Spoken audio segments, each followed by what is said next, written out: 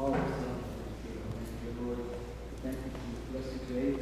We thank you, O Lord, Isaac, that we live in Florida and not suffer through this terrible winter storm up north. May God bless you. We take Lord, Father, Son, and Holy Spirit.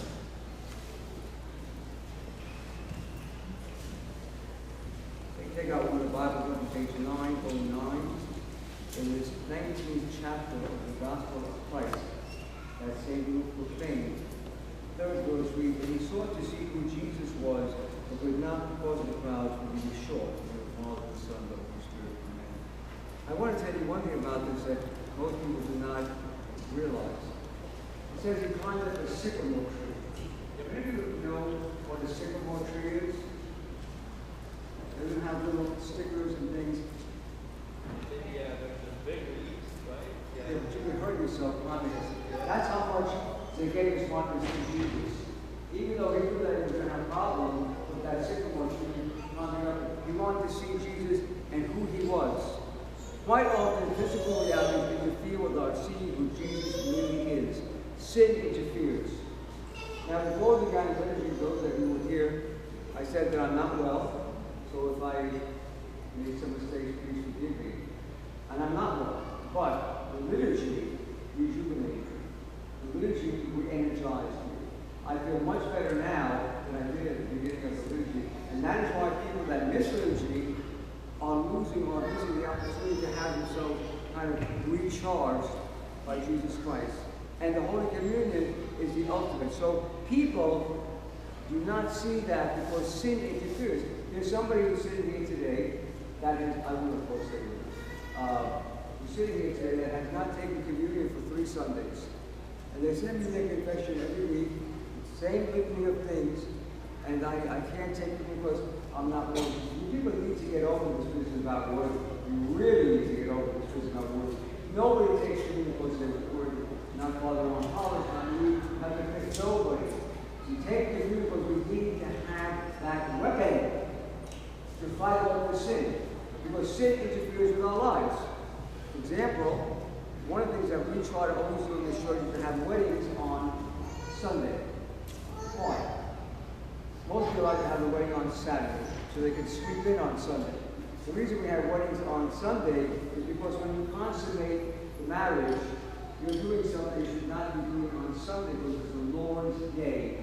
So therefore, we are very well aware of that. But sometimes people say, well, you know, and that's another thing. If you're ever going to have a wedding, please do not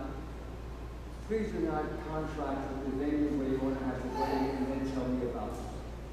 Because I might have to say, no, I can't do that, or it's not proper to do that. But my point is that sin gets in the way, and it gets in the way in many, many situations. Someone says to me, these things keep happening to me, and I don't know what else to do. And I'm telling you, they are going to keep happening to you. If you think that joining the church is going to give you an easy ride, you're kidding yourself.